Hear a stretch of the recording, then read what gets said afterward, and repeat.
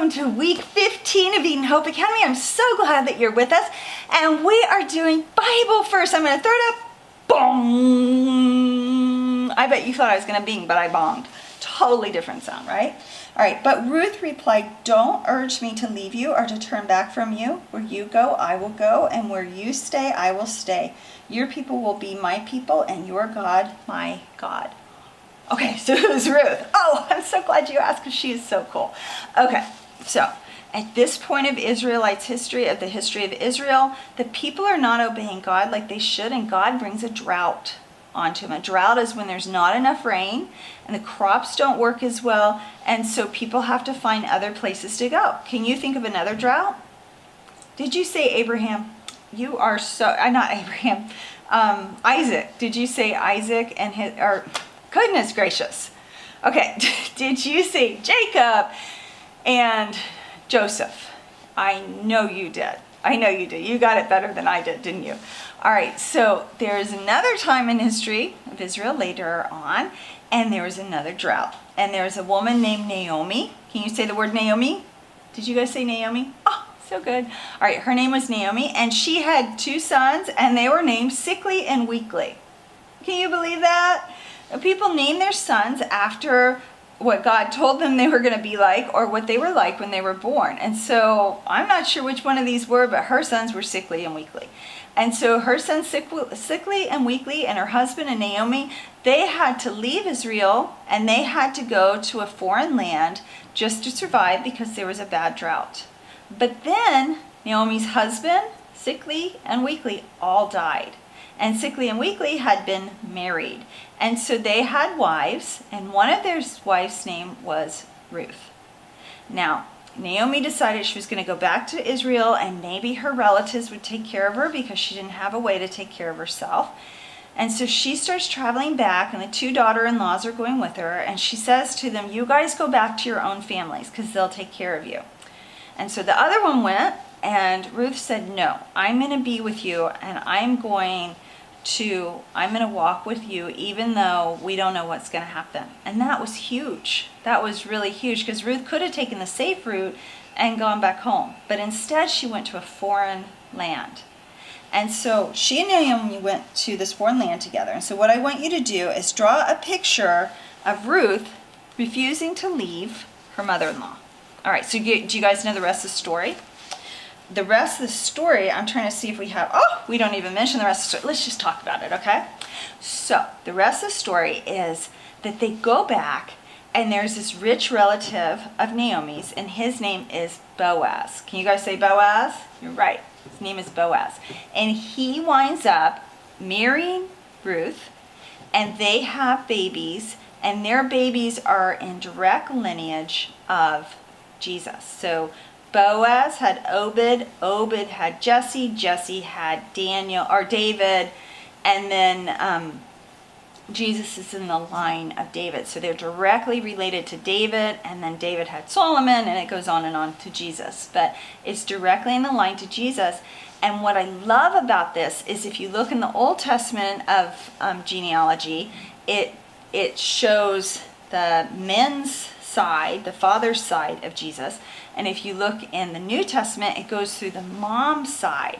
And the Bible tells the Israelites, God tells the Israelites, don't marry foreigners up to the 7th generation. And if you look at the mom's side and count, Ruth is exactly the 7th generation of the Israelites coming into the promised land. So it's really cool how God says things that are extremely precise. He didn't say the 9th generation and then Ruth was the 7th. He said the 7th generation, and that's exactly where Ruth was in the genealogy of Jesus. So it's really cool, and it's just another proof of the Bible. It's really cool. All right, so let's do history. Ooh, are you ready for this? This might be a long thing this week because I love this. Okay, Menelaus convinced his brother Agamemnon. Okay, so I want you guys to remember how to say these words. So I'm going to throw them up. Menelaus. Can you say that? Menelaus convinced his brother Agamemnon. Menelaus and Agamemnon. The king of Mycenae to lead an expedition to Troy. Agamemnon was joined by the Greek heroes Achilles, can you guys say that? Achilles, Odysseus, Nestor, and Ajax, and accompanied by a fleet of more than 1,000 ships throughout the Hellenic world. They crossed the Aegean Sea to Asia. Which sea did they cross? The Aegean Sea to Asia Minor, and lay siege to Troy and demanded Helen's return by Priam, the Trojan king. Woo!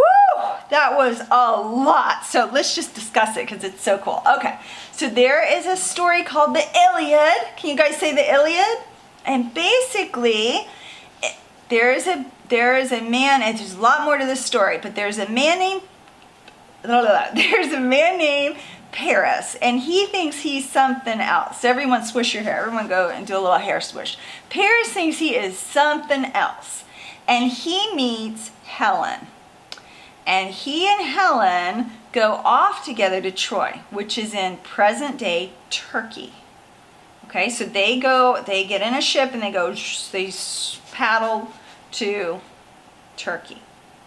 And Helen gets caught. Everyone go, oh, scandalous.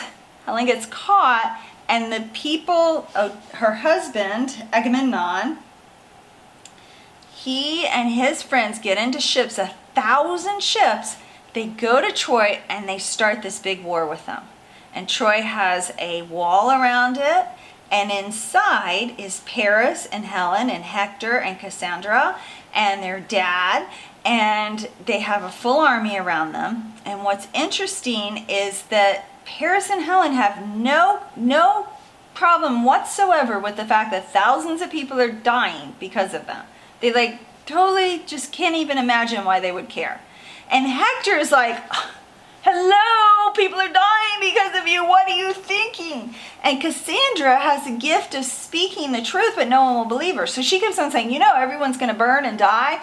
You should listen to this guy, listen to me because everyone's going to burn and die. And everyone's like, yeah, blah, blah, blah, blah, blah, blah, blah, blah. And they don't even listen to her. And so basically they decide to have a one-on-one fight where Paris fights Agamemnon, or Menelaus. Anyway, Paris fights one person from the Greek side, and Paris is about to lose. And so go put your two guys together, and Paris goes, oh. So he runs back, and his brother Hector goes, Hector's always going like this. Hector goes, what are you thinking, Paris? You're going to waste the lives of thousands of people if you don't get back there. And Paris looks at himself in a mirror and goes, can I help it if I'm beautiful? Can you believe that? Can I help it if I'm beautiful? Paris is so self-absorbed, so thinking about just himself, that he can't even think about the people who are going to be hurt because of him. That's horrible, isn't it? And so finally it ends with all of the Greeks pretending like they're going to leave, and they give a gift to the Trojans, and it's a big wooden horse. The Trojans bring it in. They think that all the Greek ships have sailed. They don't know that the Greeks are just waiting around the corner where they can't see them. At night, Greeks come out and start opening up the gates of the city. The Greeks return and they desolate the Trojans, just like Cassandra, the sister, said that nobody listened to. So that is a very, very, very short version of the Iliad. And I want you guys to try to get a copy of Nick McCarthy's version of it because it's a really excellent story. And I think every one of you would love it. All right, so in Link It to Me, God promised to protect the Israelites if they obeyed him. Each time they chose to disobey, God's protection could not cover them. One would have thought that they would have learned, but time and time again, they did not. God had a plan for redemption every single time. What was his plan for the redemption of the Israelites through Samson? Do you guys know? So we're going to talk about Samson. Ooh, we're going to talk about him this week. That is so cool. So I want you to think about that after we've talked about Samson. And finally, did God's plan succeed or fail when Samson failed? Oh, that was a spoiler alert, wasn't it? Everyone go, spoiler alert. So he did fail, but God still had a perfect plan. All right, so then we have copper and tin were smelted in the Bronze Age. Let's throw it up. Boom. Copper and tin were smelted in the bongs. What does it mean to smelt? Does it mean like this? Do you smelt like this? No, it means to heat them up and mix them together. From a naturally occurring outcropping of ore, and then allowing these metals in order to alloying. It's not allowing, it's alloying, which I'm not sure if that's spelled right or not. In order to cast bronze, alloying these metals in order to cast bronze, alloying these metals in order to cast bronze. So this allowing is spelled incorrectly. It's actually just, it sounds the same, but it's spelled differently. All right, draw something that you would make out of bronze. And remember that bronze, by putting these two metals together, it made them super tough and strong. And think of things that they would need to have that would be super tough and strong during the Bronze Age. Maybe carts, maybe the pieces of carts that hold the wood together, something like that. So I want you to think of things that need to be super strong. Okay, and finally, boom. Troy is located in Asia Minor, now known as Turkey, at the southwest mouth of the Dardanelles Strait. Now you guys know from last year how much I just adore the Dardanelles Strait, right? Because remember, we have our Black Sea, which is surrounded by Russia. Everyone make a fist. Everyone got a fist going, Black Sea. Everyone say Black Sea. Then what are we gonna do? We're gonna poke out our pinky. And we've got the Dardanelles Straits. Everyone go, hello, I'm the Dardanelles Straits. And then it goes to shoomp, the Mediterranean Sea. So we've got Black Sea, Dardanelles Straits, shoomp, to the Mediterranean Sea, and Troy was located near the Dardanelles Straits. Dardanelles Straits are like super important in history. All right, so for leadership, and what I want you to do is to draw a picture. You can even do just the Dardanelles Straits. You can do a fist with a pinky, and then a little arrow going to the pinky, and then a big Mediterranean Sea to remember the Dardanelles Straits right there. Can you do that? So fist, pinky, shroomp, and then a little arrow going to the pinky part for the Dardanelles Straits. All right, so for our leadership, I want you to think of the Minoans, and in leadership class, I want you to come up with 3 or 4 things that you don't think that your classmates will think about as the advancements of the Minoan culture. Maybe mazes, maybe, I don't know, think about it. So I want you to give me some advances of the Minoan people. And in leadership, the Mycenaeans, same thing. What are some of the advancements they had? How are the Minoans and the Mycenaeans different? Can you think of like 3 ways that they were different? And then we've got Samson. He is so wildly cool because he was a Nazarene. He was not supposed to ever cut his hair, and he was not supposed to drink any wine, and he was supposed to stay away from dead things. And I want you to watch the videos about him, and then I want you to have really amazing conversations with your mom about him. And why did he make the decisions he made? And how could those decisions have been better? And then in leadership class, I want you to talk about Samson a lot. I want you to go through the ways that God provided for him and the ways that he went against God. And yet, God's plan was still fulfilled in his life, even though he didn't do what God had told him to do. Ultimately, God still had his plan come to fruition. And I want you to, in leadership class, I want you to talk about what would have happened if Samson had done God's will. How could things have been different? So I want you to think about that as well. And then finally, the Trojan War. So watch the videos on this. If you can possibly listen to the maybe the audio of the Iliad by Nick McCarthy. It's really super good.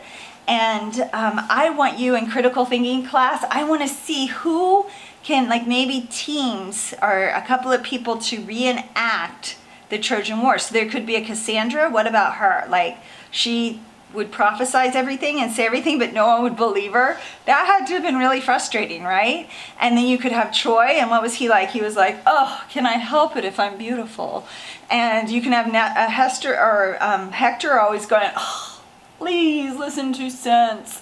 Things like that. You could have all those types of people in the class and maybe discuss each person. Okay, so leadership class is going to be so much fun this week, and I can't wait to hear what you guys do. I'll see you later. Bye-bye, guys.